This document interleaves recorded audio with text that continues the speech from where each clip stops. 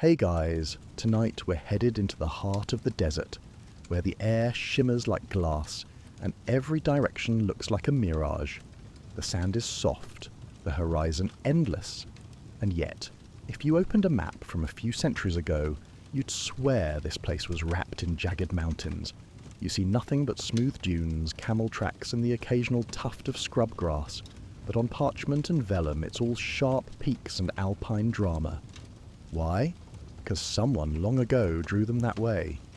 You're walking across the stage of one of history's quietest cartographic eras, where mountains appeared not because someone climbed them, but because someone imagined they should be there. Maybe they heard a rumour. Maybe they copied the wrong source. Maybe they just needed the map to look more complete. But here, in this peaceful basin, you're surrounded by the ghosts of ridges that never rose. You probably won't survive this if you trust those old maps. So, before you get comfortable, take a moment to like the video and subscribe, but only if you genuinely enjoy what I do here. And tell me where you're watching from tonight. Drop your location and local time in the comments below. I love seeing how far this sleepy little journey travels. Now, dim the lights, maybe turn on a fan for that soft background hum, and let's ease into tonight's journey together. You start in a place that's not really a place. It's the Sahel, or maybe the Sahara, or maybe somewhere in between. The line isn't clear, and the people who live here never needed it to be. What matters more is water. A well, a path, a direction that might eventually lead to safety or trade or salt. The wind is warm tonight, not hot. It's a velvet kind of breeze brushing past your arms with just enough force to remind you that this isn't a dream. But it's close. You reach the top of a rise. It's not much of a hill, but in a landscape this flat, even a metre or two matters. You look out, nothing but sand. Maybe a couple of camel silhouettes slowly moving across the distance like floating shadows. And then you imagine what it would be like to look out from here and see mountains. High, dark, looming ranges. Sharp teeth of rock. Snow even. Valleys with pine trees and goats. You imagine how a lonely mapmaker in Venice or Amsterdam might have liked that idea better than admitting he had no clue what this space looked like. A few lines, some jagged peaks, maybe a caption, Montes Lunae or Mountains of the Moon. It sounds convincing, almost mythic. Geographers still argue whether the earliest errors were intentional or just hopeful. Was it fraud, fable, or simply a tired man staring at a blank part of the map and thinking, well, something has to go here. That's the thing with cartography before satellites. Every blank space felt like an accusation. Why don't you know what's here? And so, instead of saying, I don't know, they said, here be mountains. You step down from the rise. The sand sighs under your feet. Somewhere to your left, a beetle is struggling to climb a dune. To your right, there's a small pile of stones. Not natural. Someone placed them there. Maybe a marker, maybe a grave, maybe just a moment of, I was here. Mainstream geography often teaches you about grand discoveries, Everest, the Nile, the Andes, but it rarely tells you about the invented places, the peaks that never peaked, the ridges that ran only across paper. Some of them shaped trade routes, colonial borders, even war plans. There's one particular spot you're heading toward, a dip in the terrain, where the so-called Mountains of Kong once stood tall on maps of West Africa. You'd think they were real, the way they linked with the Atlas Mountains and spread eastward in graceful arcs. They looked too perfect not to be real. They were entirely made up. For over 100 years, explorers marched into the heart of Africa, trying to find these phantom ranges. They climbed hills, crossed rivers, sketched valleys, but no peaks. Still, the maps kept them. Dozens of editions, elegant engravings, some even shaded them to make them pop. That shading, it's called haturing, a method used to show elevation before contour lines took over. On a sleepy night like this, it's funny to think entire civilizations once trusted shadows on parchment more than actual travellers. You pause and crouch beside a gnarled desert plant. It smells bitter, almost like thyme, but dustier. It's a smell that clings to memory. In the distance, a caravan's faint jingle drifts across the dark. It's calming, steady, like a lullaby played on brass. You don't need real mountains to feel awe. Sometimes even the idea of them is enough. That's what the Mapmaker gave us. Not accuracy, but atmosphere, ambition, a little mystery to fall asleep to. Somewhere in Europe, long ago, he dipped his quill in ink, squinted at the parchment, and drew a long arc across the blank. A spine of peaks, a ridge that would cradle legends and confuse empires. And with a flick of the wrist, he turned sand into stone. You start following the camel tracks. They veer slightly west, looping around a low depression filled with soft, packed sand. Not a rock in sight. No cliffs, no ridges, just silence and the slow rhythm of your footsteps. But centuries ago, if you were a merchant making your way from Timbuktu to Gut or Gudames, this path wouldn't have felt like a blank. It would have felt like a line on a mental map, deeply known, deeply trusted. These were not random wandering paths. They were optimized by generations of people and animals for one thing: survival. The camels always knew better than the maps.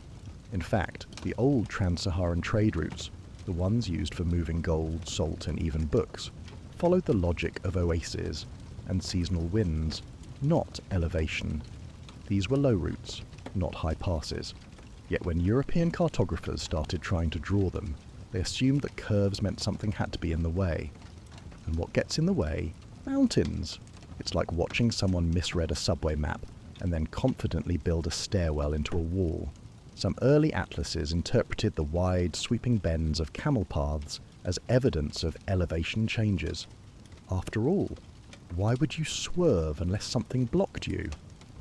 But in truth, the only thing the traders were dodging was thirst. You pass a place where the sand has a different texture, firmer, smoother. This used to be a caravanserai, or at least a rest point. There are fragments of pottery, something that might have been a fire ring. You imagine the scene. Traders brewing tea, camels folding their legs with a loud grunt, someone fixing a sandal. No one here ever saw a mountain, not even a hill big enough to roll down. And yet, if you look at maps from the 1700s or 1800s, there's often a long chain of peaks right here, blocking the supposed shortcut to the Mediterranean. This ridge is fictional, but repeated so often that by the 19th century it was nearly canon. Known as the Mountains of Kong, they appeared in atlas after atlas, even as real explorers kept reporting, nope, still flat. Geographers still argue whether this myth started from a real hill range that got inflated, or if it was purely speculative. Some blame it on a single traveller whose journals were overly poetic. Others say it was a deliberate addition, a barrier that made unexplored territory feel more manageable. It's easier to draw a continent if you give it a spine. You spot a few thorn bushes now, the kind that stretch out like tired dancers frozen mid-spin. One of them's blooming, tiny yellow flowers stubborn against the dryness. You stop and rest beside it. The wind has dropped. The silence is so thick you can almost hear your own thoughts echoing back. And you wonder, if someone in Lisbon in 1760 was sketching this region, what did they imagine it looked like? They hadn't been here. They hadn't spoken to the Tuareg or the Hausa or the Fulani traders who had been crossing this terrain for centuries. They were sitting in offices surrounded by books, charts and hearsay. Maybe a camel detour on an old map looked dramatic enough to warrant a peek. Maybe they thought they were helping. In fairness, they weren't entirely wrong to be creative. Before satellite data and aerial photography, a lot of cartography was an exercise in informed guessing.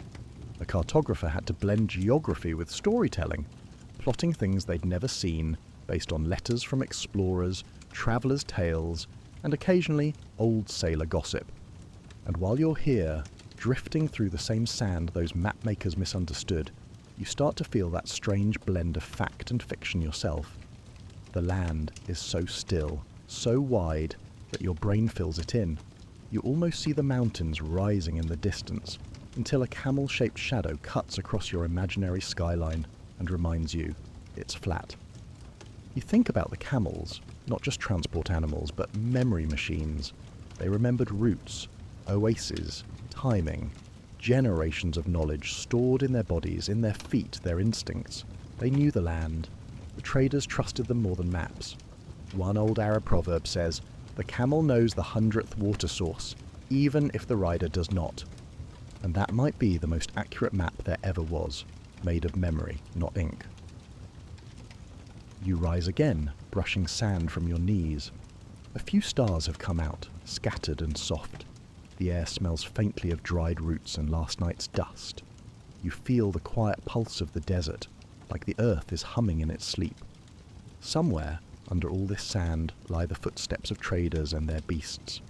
And somewhere in an old European library lies a leather-bound atlas, confidently labelling this exact place as the eastern range of the Kong Mountains, as if it could rise from ink alone. The sun is lower now, bleeding gold across the horizon like someone spilled molten brass along the dunes. You walk along the crest of a wide, shallow basin. It's a perfect amphitheatre for sound, though none comes, just wind brushing across your ears like whispered silk. And right here, beneath your feet, an entire mountain range was once carefully etched in ink. Paper mountains, real gold. You pause and try to picture the old maps again. Not the vague ones scribbled in travel diaries, but the grand engraved atlases. The ones printed in London or Paris, each page like a monument. And there, stretching in elegant arcs, the mountains of Kong, the mountains of the moon. Sometimes even unnamed peaks, all delicately hatched with little ticks to suggest elevation. And you have to ask yourself, why put mountains here in the first place? Well, part of it was, frankly, greed. Salt, gold, ivory. These were the real topographies of this landscape. Some trade hubs sat on low rock shelves, others on dusty flatlands. But because Europeans were used to wealth flowing from mountains, think silver in the Andes or gold in the Alps, they assumed the same logic applied here. If something valuable was coming out of Africa's interior, there had to be mountains hiding it. Some of these assumptions were based on vague descriptions by traders and missionaries. Others were sheer fantasy, but useful fantasy. Draw in some peaks, and voila, your map looks solid, convincing, almost scientific. The mountains gave cartographers a framework, a skeleton, and once something looked official, it became hard to question.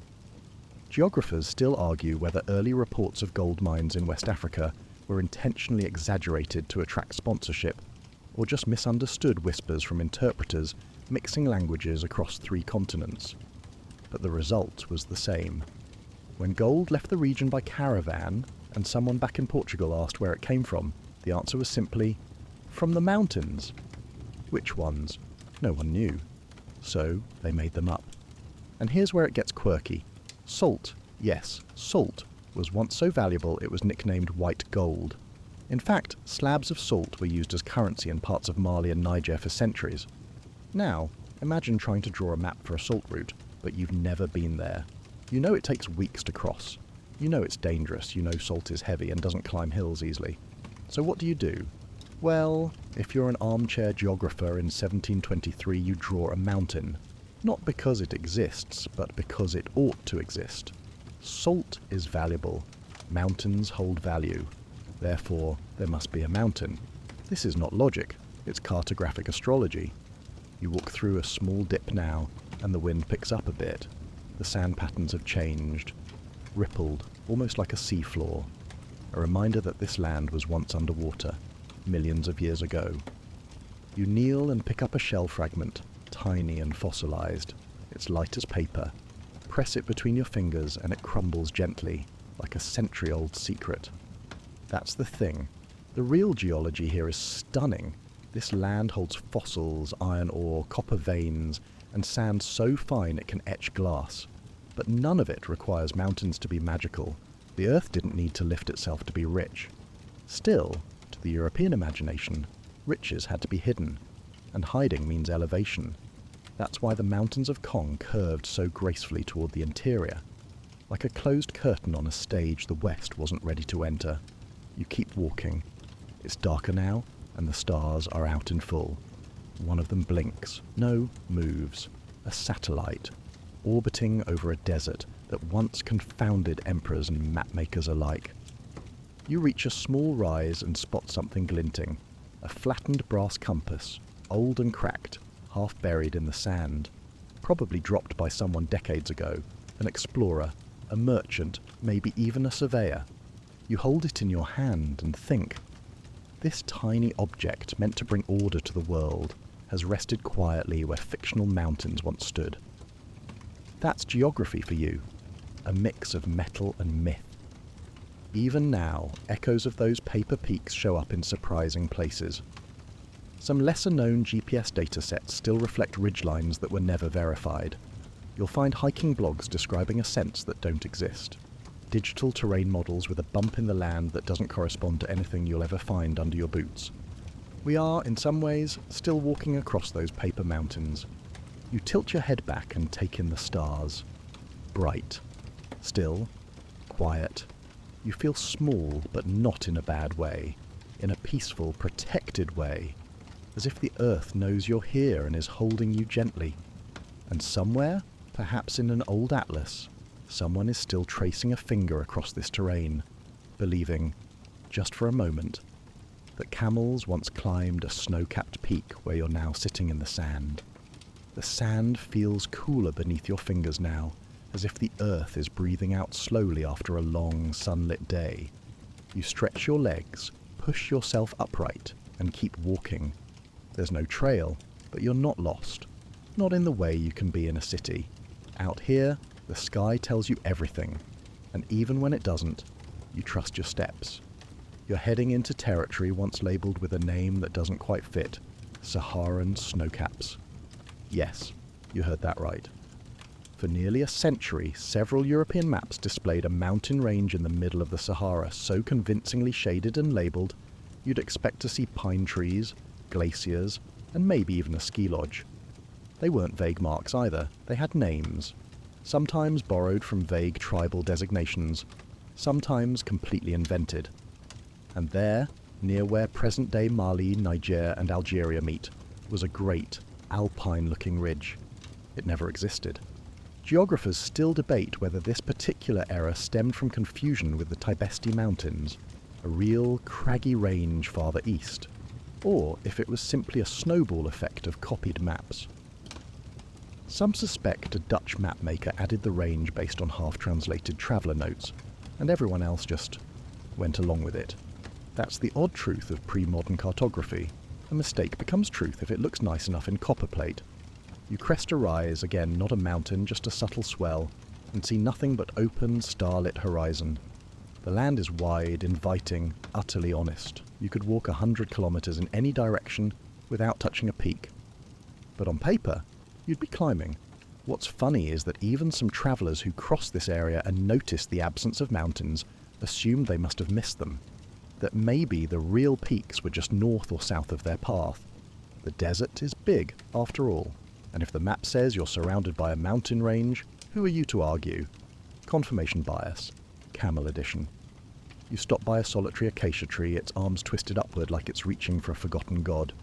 Beneath it, old hoofprints, wind-smeared, maybe from goats, maybe antelope. You sit, breathe, feel the slow, soft hush of a wind that's been circling this place for thousands of years. And you remember something.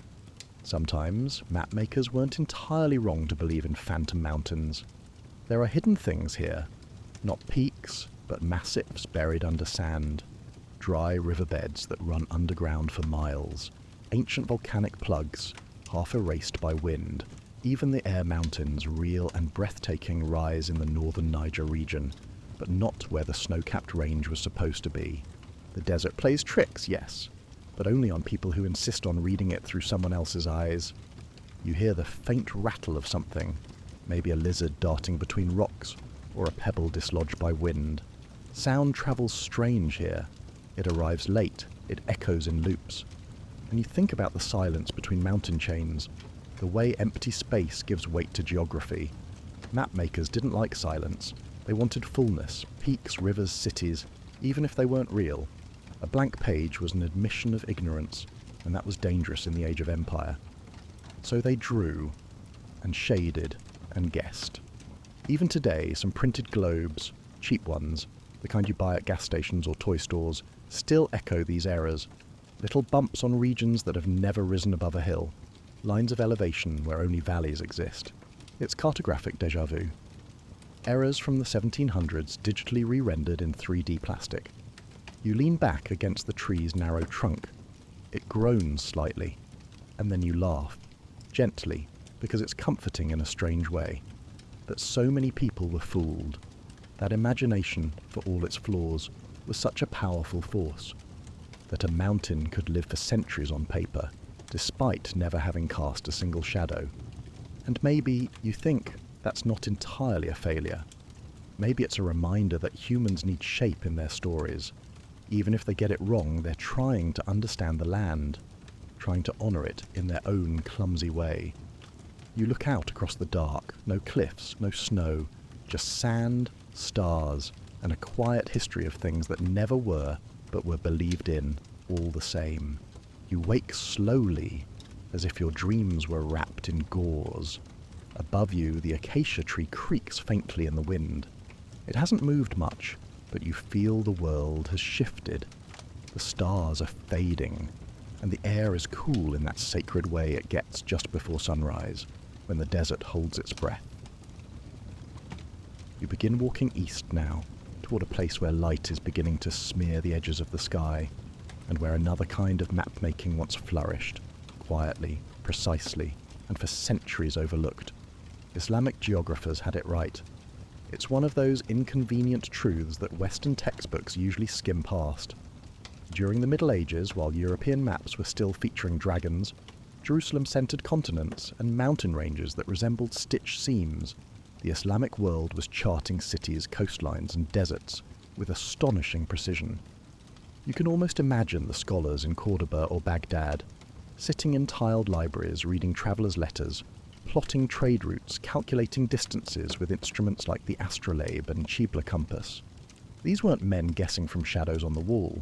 They were mathematicians, astronomers, and field researchers. And yet, their maps rarely made it into Western hands without first being corrected.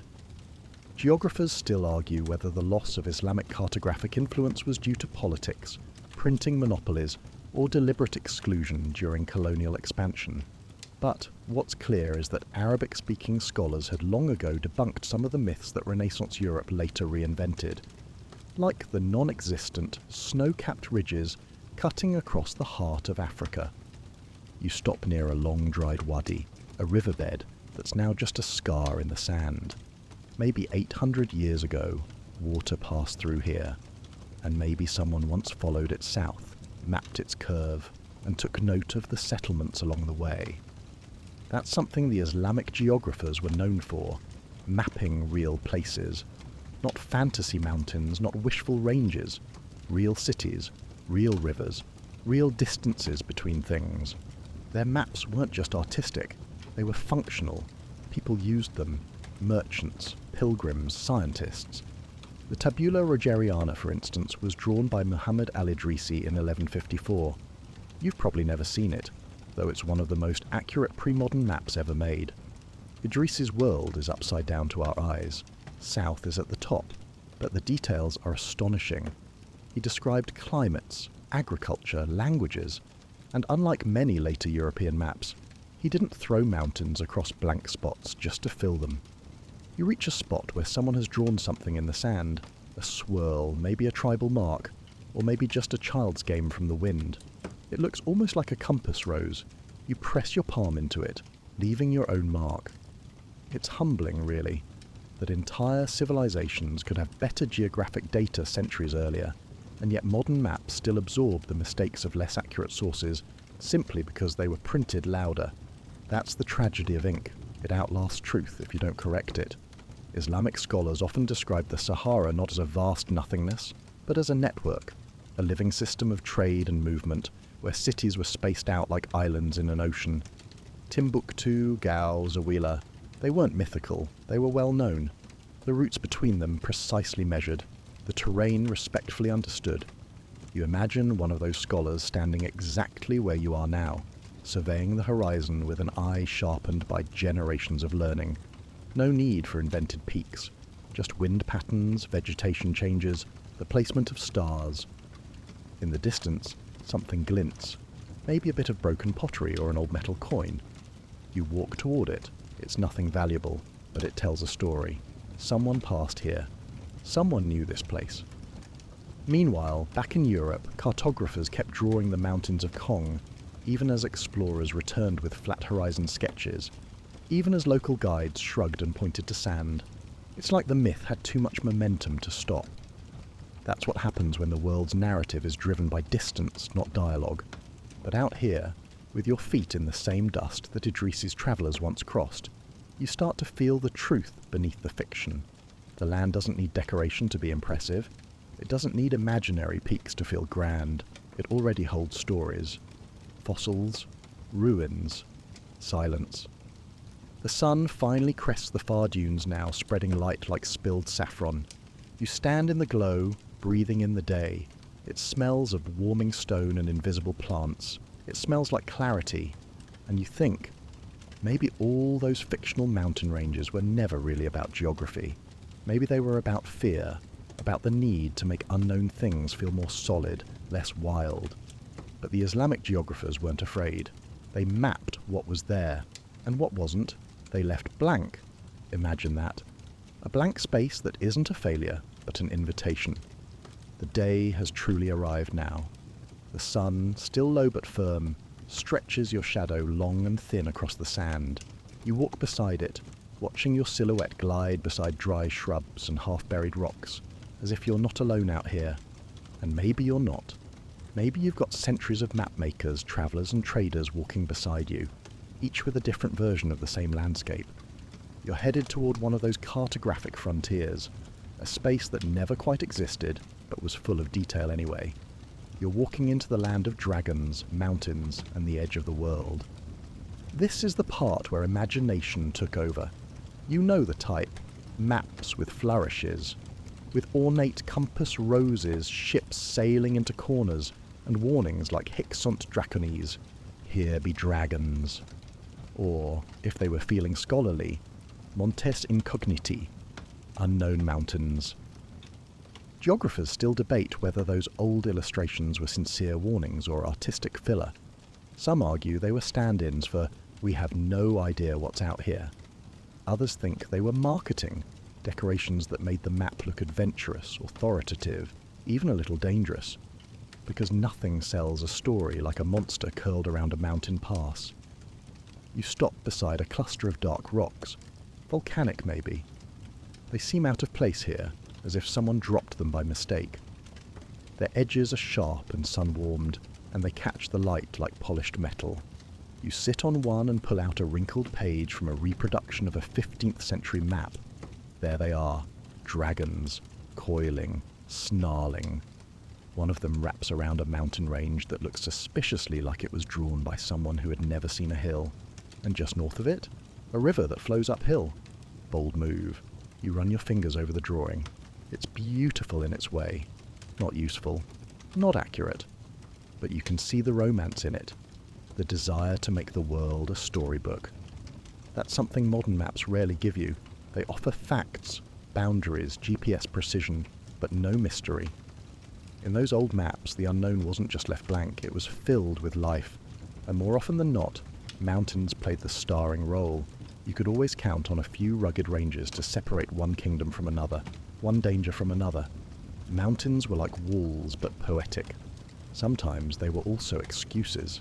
Europe's ignorance of inner Africa was frequently hidden behind imagined obstacles. There are mountains there, they'd say. Dangerous ones, impassable. Convenient, isn't it? If you don't want to admit you don't know something, pretend it's inaccessible. Put a dragon on it. Shade it in. You rise from the rock and begin walking again. The air is warmer now, but dry. You hear nothing but your own breathing, and somewhere distant, the flap of wings.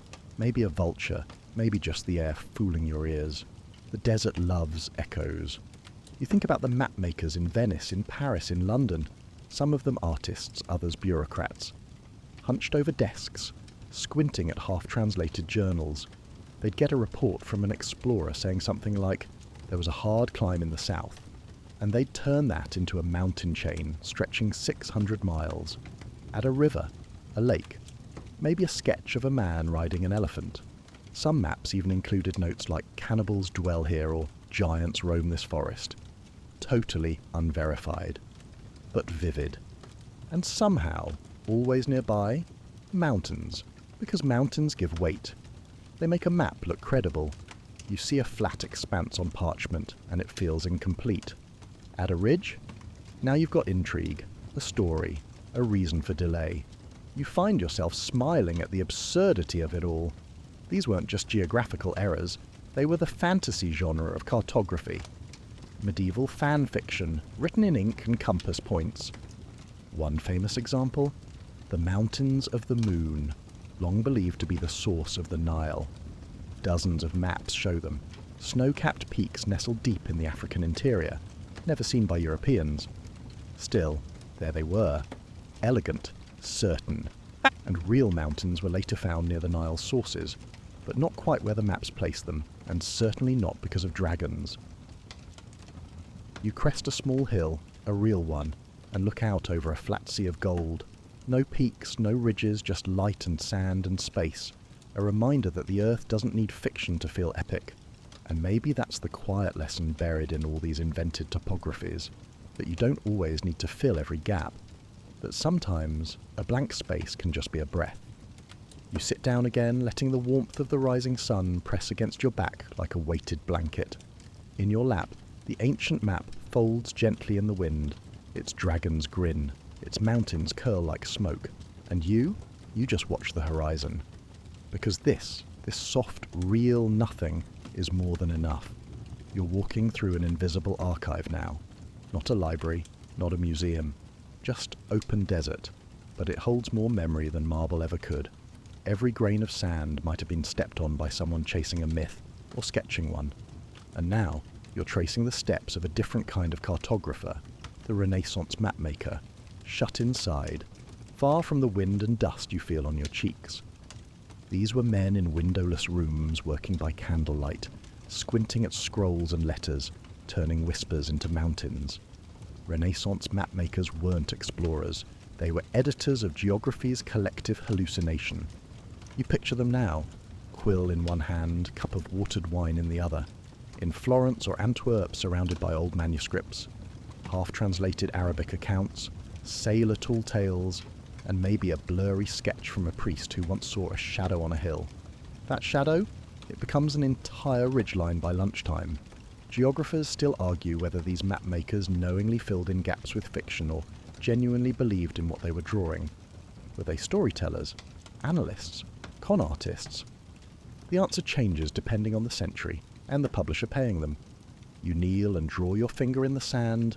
You draw a little mountain range, a lazy wavy line, then you blow on it, gone.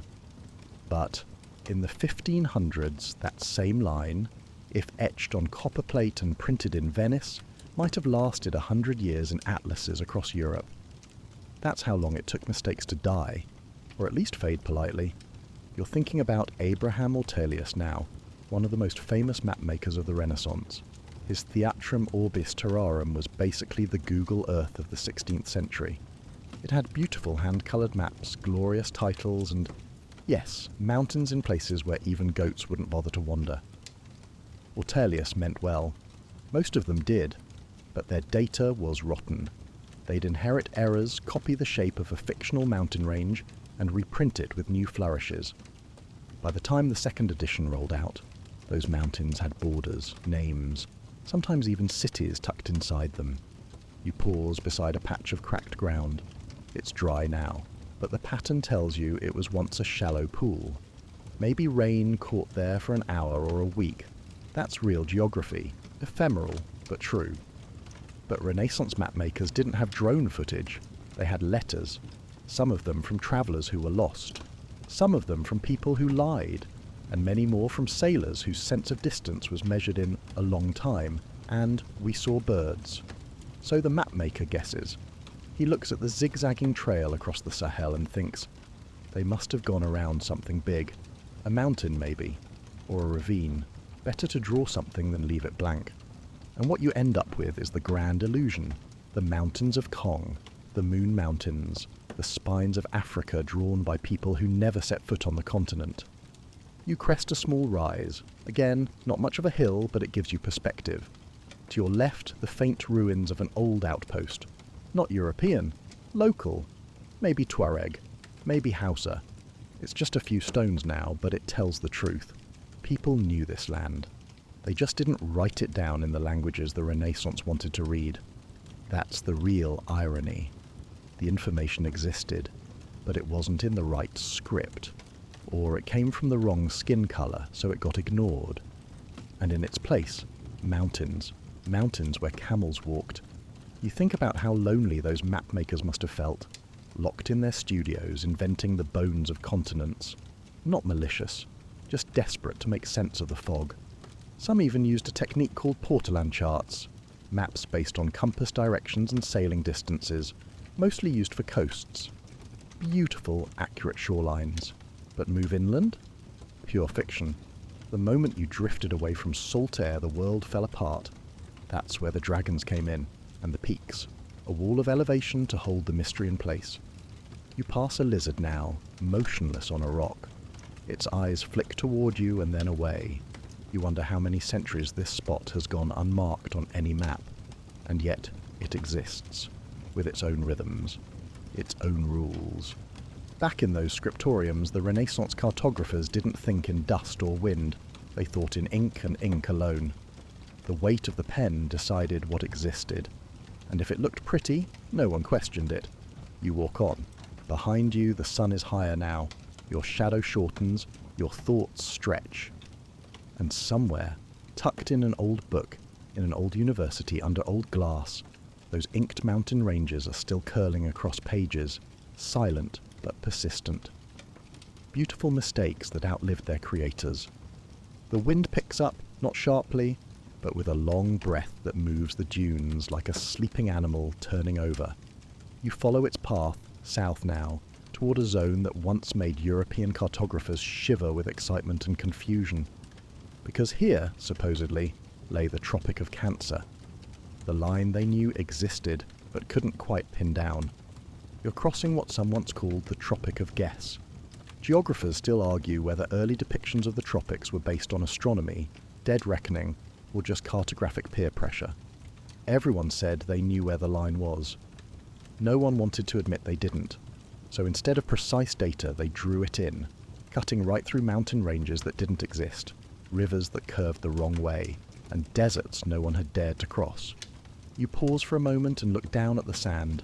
No line here, no dotted stripe like on a globe. Just a faint ridge, maybe carved by a long-gone stream.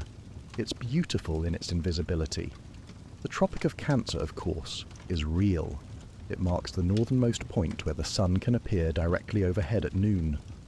But on the old maps, it behaved like a mischievous snake, slithering through mountain chains like the mountains of Kong, or vanishing altogether when it became inconvenient. And it mattered. Because for empires, this wasn't just a line. It was a boundary, a marker of heat, of tropicalness, of imagined danger. Colonizers wanted to say, this land is savage, it's under the tropic. Never mind that entire kingdoms, cities and scientific traditions already existed south of it. You begin climbing a soft, undulating ridge. It's the closest thing to elevation you've had in hours. You can almost feel a mapmaker's hand trembling over it, unsure whether to draw a shadowed slope here or leave it flat. He probably picked the mountain, and not just for fun, political ambition loves a high place. Back in the 17th and 18th centuries, claiming land near the tropics wasn't just about conquest, it was about classification. Was it fertile, dangerous, full of spices, full of savage tribes, full of gold? The tropics became a category, and the maps followed. Conveniently, the tropics were usually framed with peaks, because elevation is a form of drama. It means passage, challenge, dominion. Mountains say, you earned this land. You crest the hill, it's still not much. Maybe 6 meters above the plain. But from here, you see far, a stretch of scattered scrub, an old trail etched faintly into the dust, and far off, what might be the rim of an ancient crater, long eroded. It's beautiful, stark, and absolutely unmarked. You laugh because you imagine the Mapmaker would have put 3 mountains here, maybe a snowcap for flair, and labelled it something bold like Terra Incognita Ridge. And then, for good measure, he'd let the Tropic of Cancer run right through it. The thing is, lines like that, imaginary but powerful, change the way people think. Traders, colonists, missionaries, all look to maps to make decisions. And if the line said this area was tropical, mountainous, and vaguely dangerous, well, that's how it was treated. Never mind the people living there, never mind their stories. You sit for a moment, letting the wind wrap around your shoulders like a scarf. The ridge beneath you is crumbling, but in a graceful way, layer by layer, soft sediment falling away like time. It's not grand, it's honest. And that's the contrast that sticks with you. The difference between the raw truth of the land and the glossy ambition of the maps. The real desert isn't trying to impress you. It doesn't care about borders, latitudes, or the alignment of celestial events. It just is. But maps always want to tell a story. You look to your right. A distant caravan, maybe. You can't be sure. Just a thin line of movement against the glare.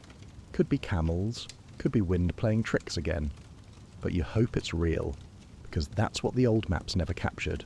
The movement, the life, the shifting, unscripted rhythm of people who knew this place far better than anyone with a compass in a London library.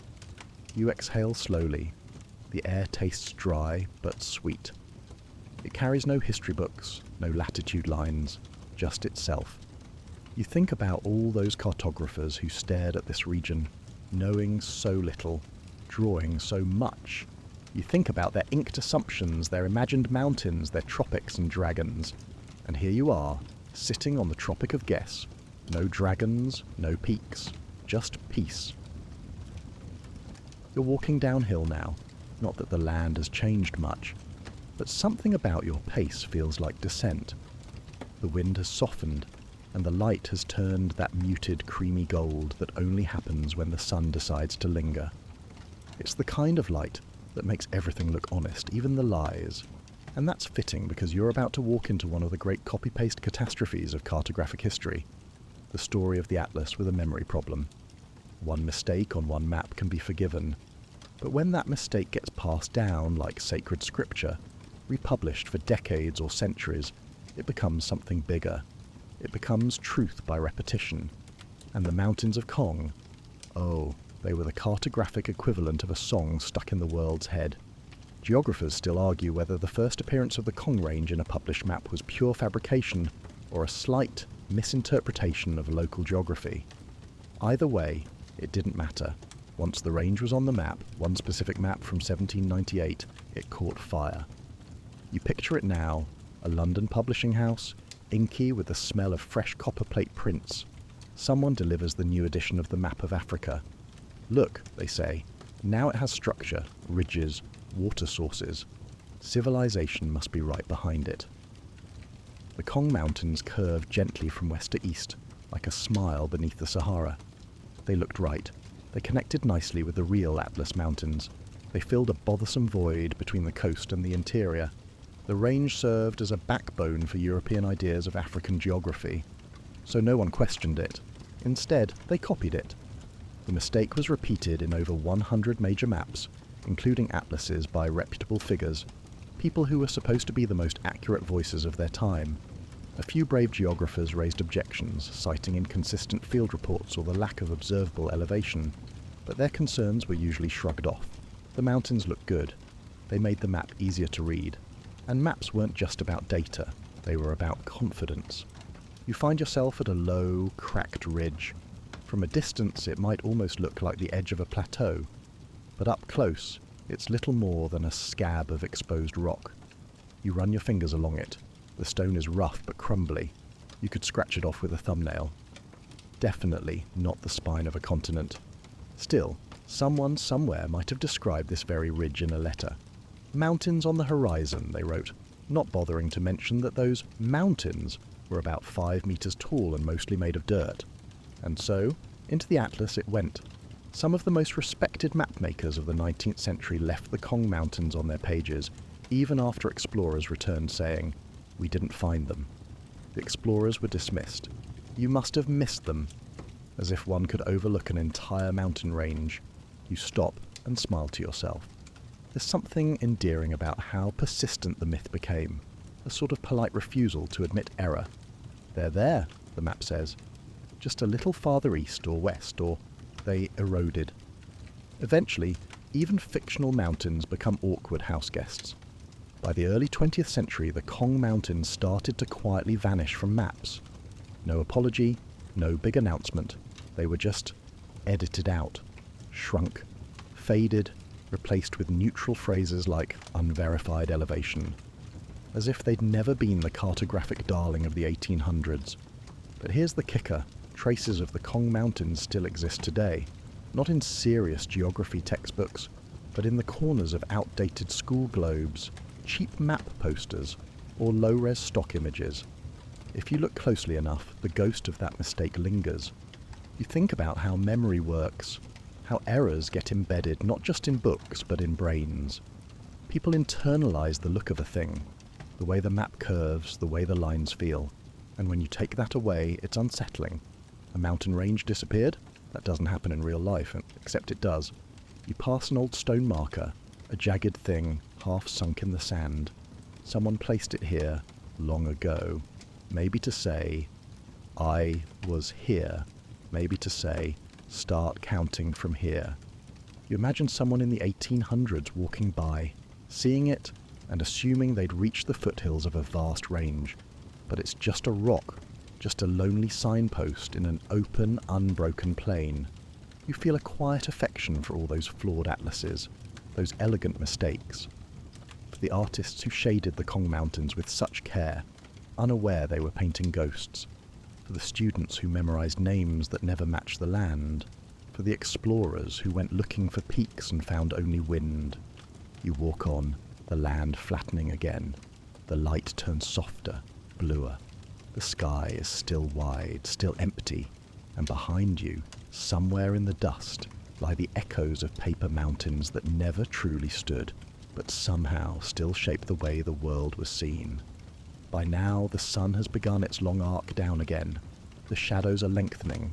The wind has turned gentle and rhythmic, brushing sand into slow waves.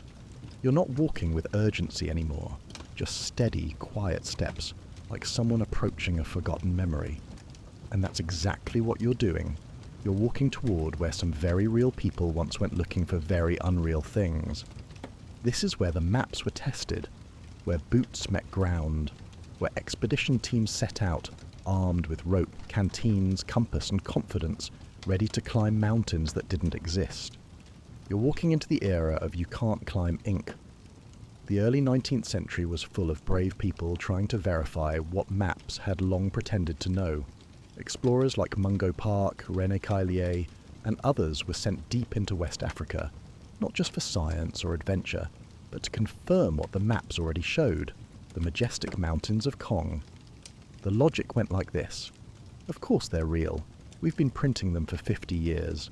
Geographers still argue whether some of these explorers actually believed in the range or just humoured the funding boards who insisted it had to be there.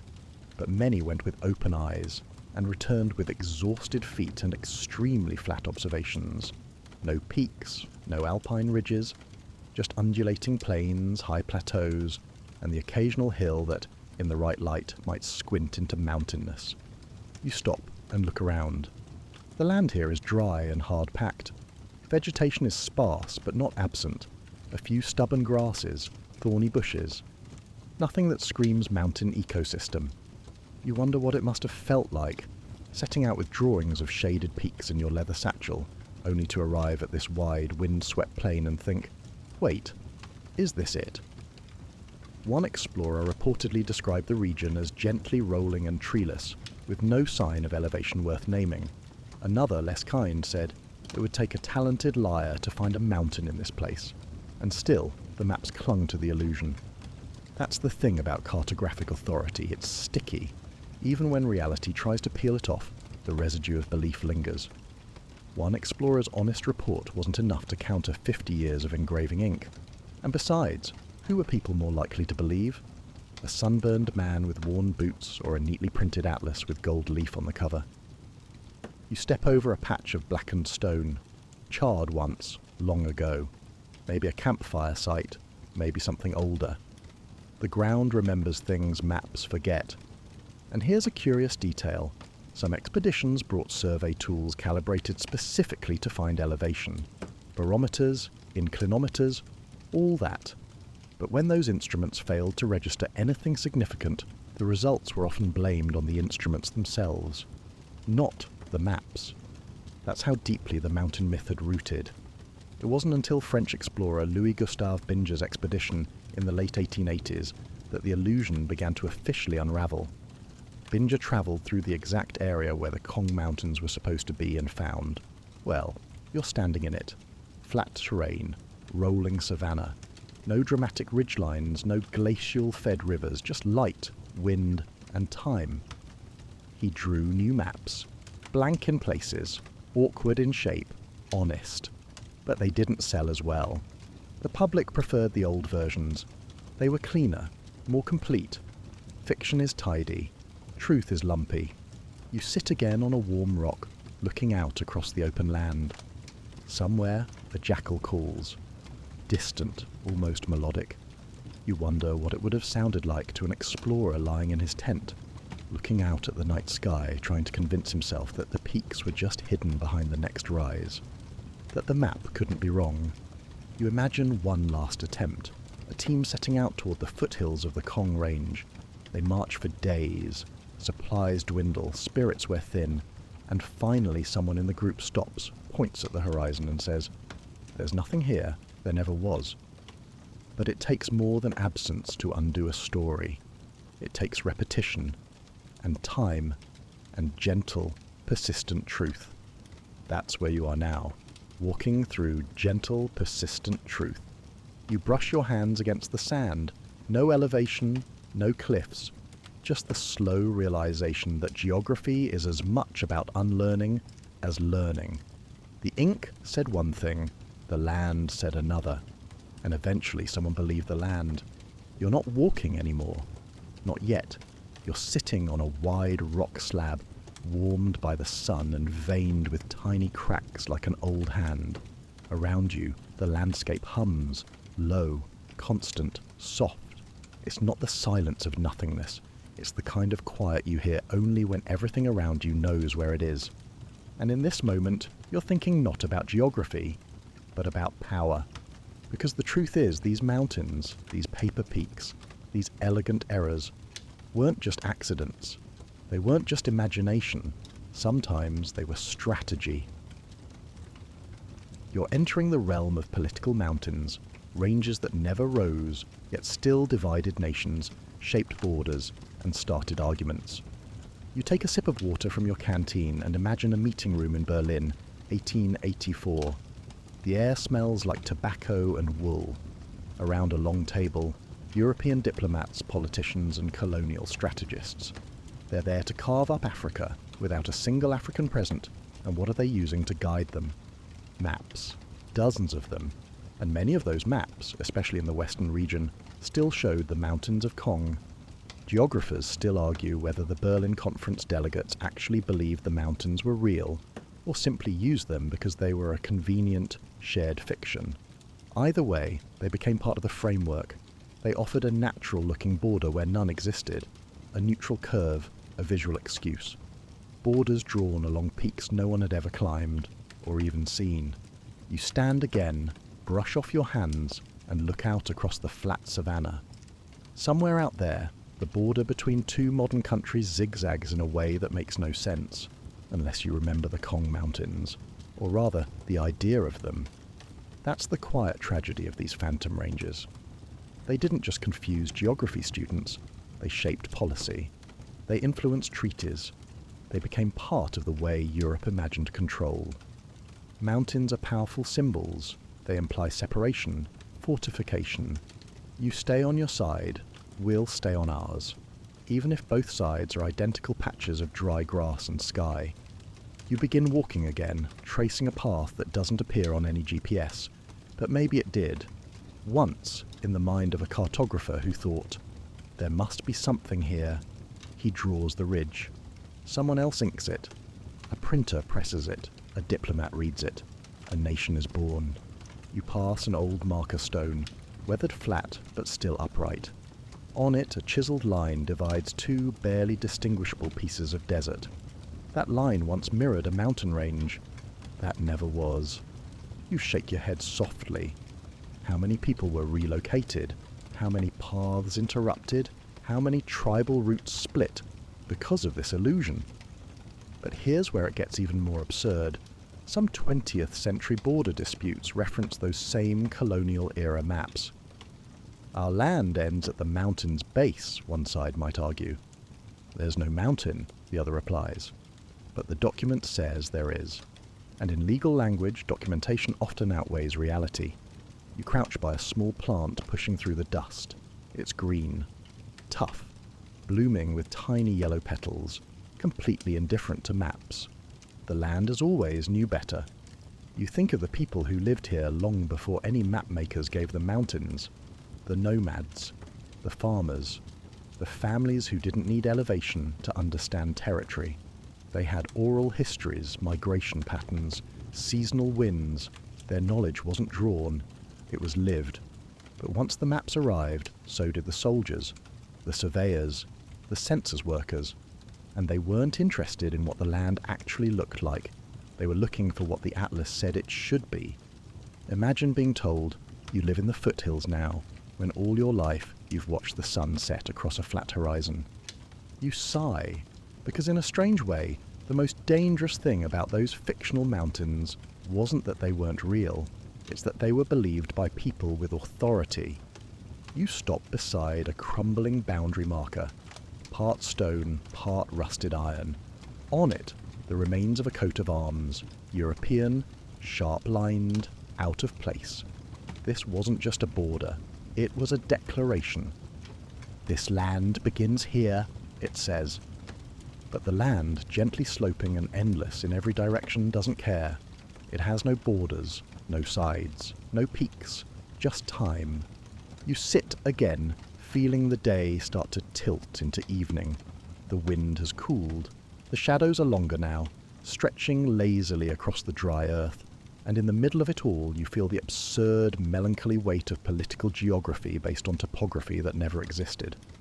Mountains imagined by men in suits, borders born of shadows, and still the earth spins. You're tracing twilight now. The sun has sunk behind you, leaving the sky painted in soft layers of lavender, peach, and the faintest hints of gold. Everything around you is cast in long, blue shadows.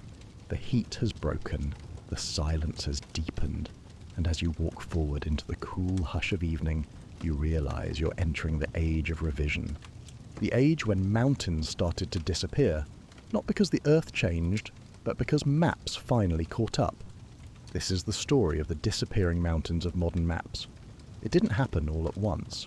You'd think someone would have issued a press release. Correction, there are no mountains of Kong.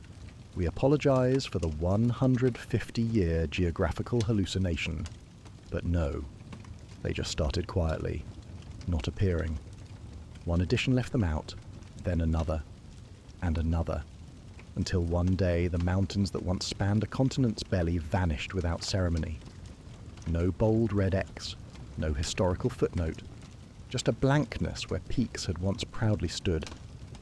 Geographers still argue whether the removal of the Kong Range was driven more by scientific accuracy or by embarrassment. It's hard to erase a myth without admitting you believed in it, so most atlases didn't erase them, they just edited around them. The space got reclassified, smoothed over, given new names, labelled Savannah, Plateau, or simply unmarked. You walk now across one of those very spaces.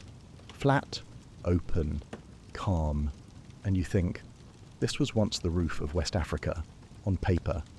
But even with modern technology, satellites, aerial surveys, high-resolution topographic scans, some remnants of those phantom ranges still pop up.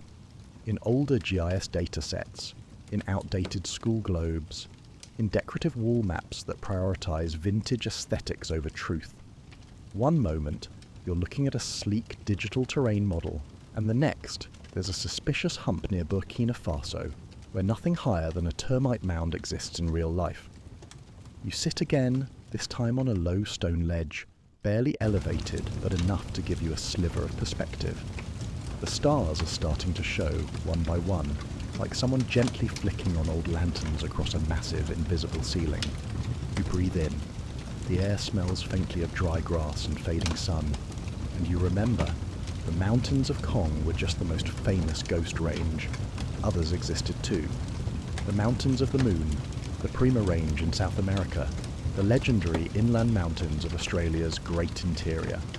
All fictions, all copy-pasted into existence, all eventually erased, or mostly erased.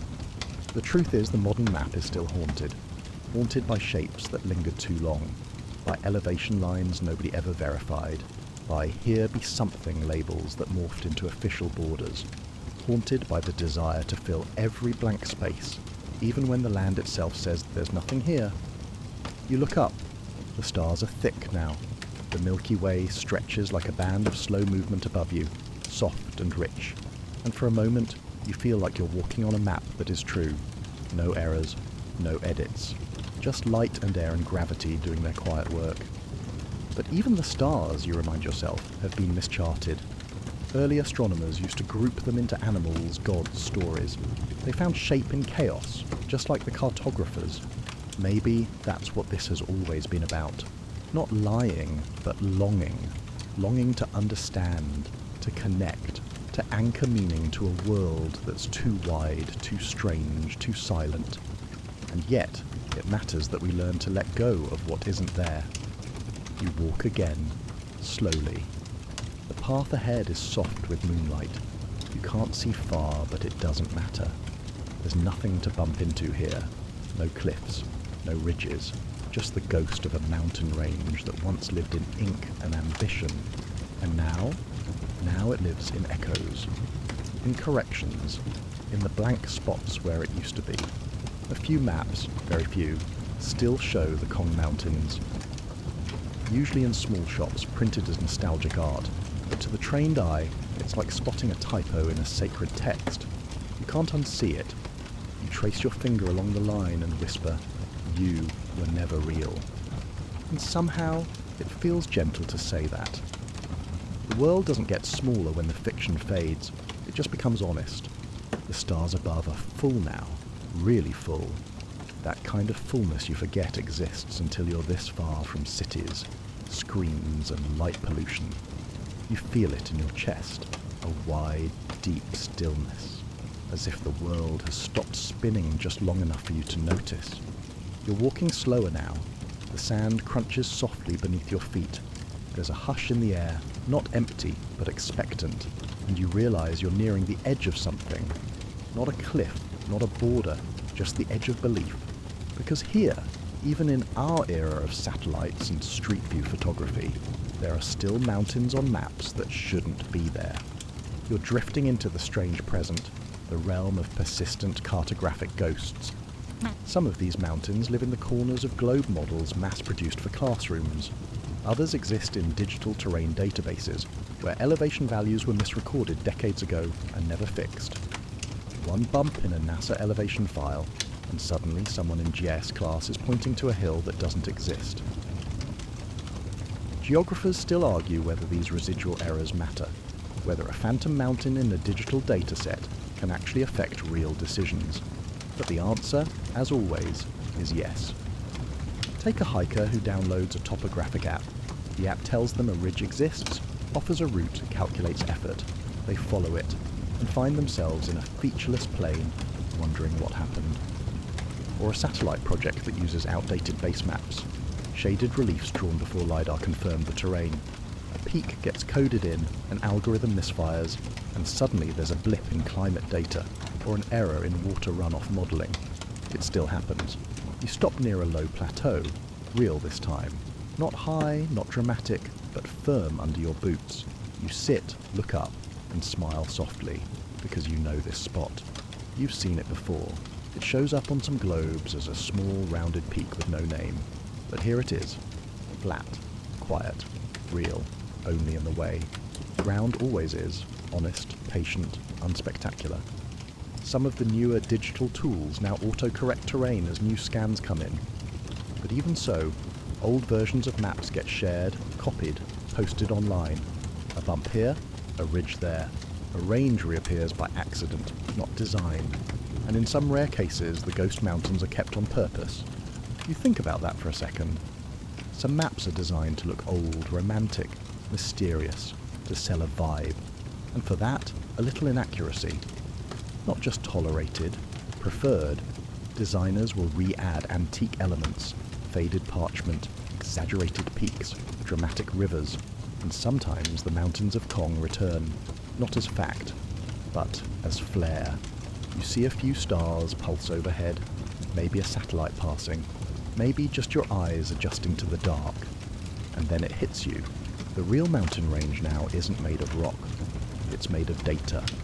Layers upon layers, GIS files, shapefiles, satellite passes. Every blip, every contour line, every archive coordinate. It's its own kind of geography now. Invisible, but powerful. Just as open to error as ink ever was. Just harder to erase. You brush your hand across the ground. Sand, pebbles, dust that once might have been mistaken for snow in a mapmaker's imagination. You imagine a future cartographer, someone pulling data from space using machine learning to map landscapes. Will they trust the raw terrain, or will they still, somehow, inherit the ghost of a mountain never seen? Because belief is sticky. You think about the young students right now tracing atlases with rulers, about curious kids spinning globes, seeing peaks where there are none, and about tired hikers watching their GPS say summit when their feet say valley. The truth is, even in the present, especially in the present, we're still correcting the past. You take one last look across the flat starlit plain. It's beautiful in its stillness, no elevation to conquer, just space to understand. And maybe that's the most powerful geography of all, the kind that doesn't rise, doesn't shout, but waits patiently to be believed for what it is. You've returned to where you began, not in a literal circle. This desert doesn't loop, but you've come full sweep in your understanding. The breeze is gentle now, brushing across your shoulders like a soft exhale. The stars are high, steady, endless, and beneath your feet, the ground is warm, solid, and wonderfully, gloriously flat. This is the end of the map. Not because the journey is over, but because the mountains have finally gone quiet. You sit again, where once a fictional ridge might have climbed the skyline. There's nothing here now but openness and sky, a geography of honesty, the kind that doesn't need ink to be felt. And in this stillness, you remember all the mountains that never were. You remember how they came to be, not from deception, but from desire, from the human need to shape the unknown, to make the world look structured, balanced, mapped.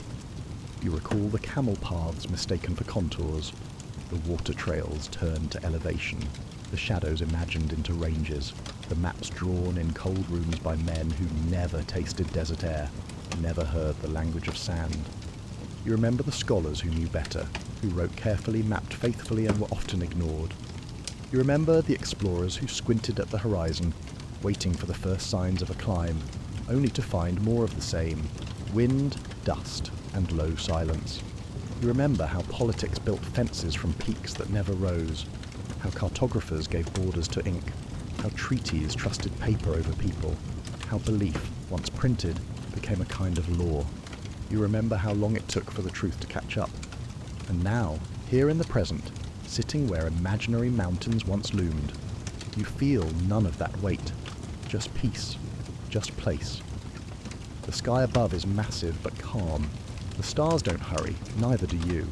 The earth, as always, holds your body without judgment.